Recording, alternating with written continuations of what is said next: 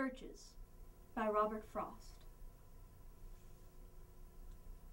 When I see birches bend to left and right across the lines of straighter, darker trees, I like to think some boy's been swinging them. But swinging doesn't bend them down to stay. Ice storms do that. Often you must have seen them loaded with ice a sunny winter morning after a rain. They click upon themselves as the breeze rises and turn many-colored as the stir cracks and crazes their enamel. Soon the sun's warmth makes them shed crystal shells, shattering and avalanching on the snow-crust. Such heaps of broken glass to sweep away, you'd think the inner dome of heaven had fallen. They are dragged to the withered bracken by the load, and they seem not to break, though once they are bowed so low for long, they never right themselves.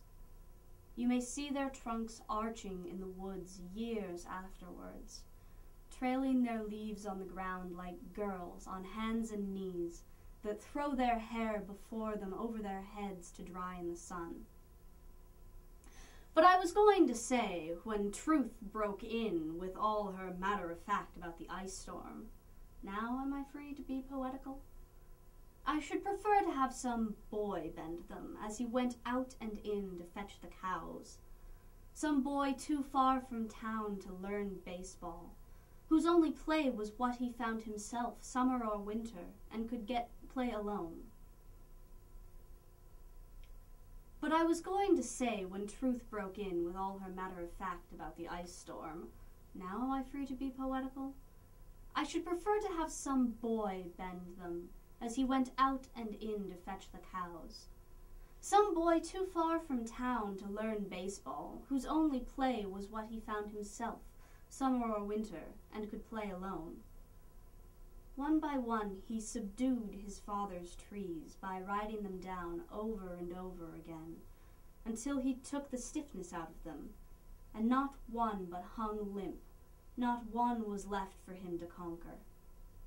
He learned all there was to learn about not launching out too soon, and so not carrying the tree away, clear to the ground.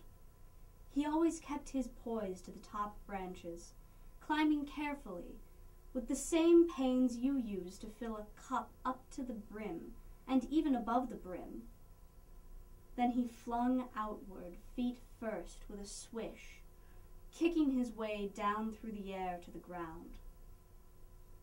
So was I once myself, a swinger of birches.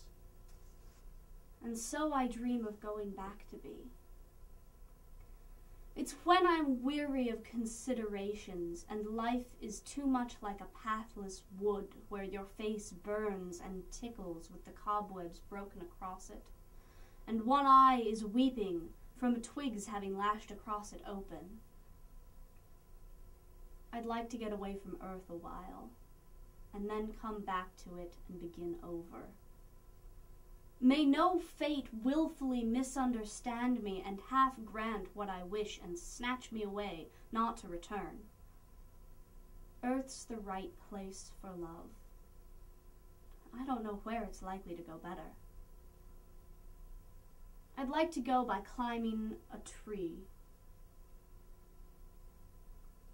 I'd like to go by climbing a birch tree, and climb black branches up a snow-white trunk toward heaven, till the tree could bear no more, but dipped its top and set me down again. That would be good both going and coming back. One could do worse than be a swinger of birches.